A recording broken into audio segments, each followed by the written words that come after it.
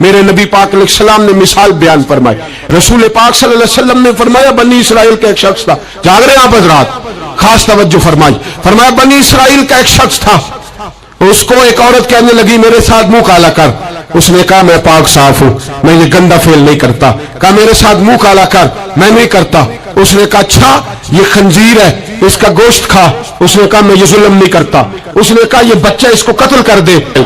کہا یہ بچہ اس کو قتل کر دے. کہا میں یہ گوشت نہیں, یہ حرام فعل نہیں کرتا, قتل کرنے والا. اس نے کہا شراب پی لے. کہنے لگا میں یہ بھی نہیں کرتا. تلوار اٹھا لی. کہنے لگی ایک گناہ تو تجھے کرنا پڑے گا, یا تو زنا کرے گا, یا تو قتل کرے گا, یا خنزیر کا گوشت کھائے گا, یا تو شراب پیے گا. ایک کام تو کرنا پڑے گا. میرے مصطفیٰ کریم صلی اللہ علیہ وسلم فرماتے اس نے شراب پی لی. فرمایا جب شراب پی لی تو پھر اس نے خنزیر کا گوشت بھی کھایا. جب شراب پی لی تو پھر اس نے بچے کو قتل بھی کیا. جب شراب پی لیا تو اس عورت سے منہ بھی کالا کیا. فرمایا میرے محبوب نے میرے غلاموں نشے سے بچ جاؤ, شراب سے بچ جاؤ. فرمایا جب یہ آتی ہے تو باقی کے گناہ ساتھ لاتی ہے, جب یہ آتی ہے تو باقی کے جرم ساتھ لاتی ہے.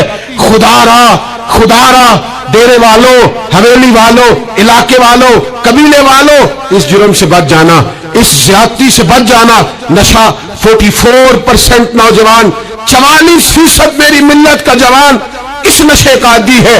کون لے گیا ہے اس کو اس دروازے تک, کون لے گیا ہے؟ حکومت توجہ نہیں کرتی تو کہ ہم لوگ بھی ہاتھ پہ ہاتھ دھرے بیٹھے رہیں گے؟ ہمیں چھیننا ہے اپنے جوانوں سے یہ ظلم.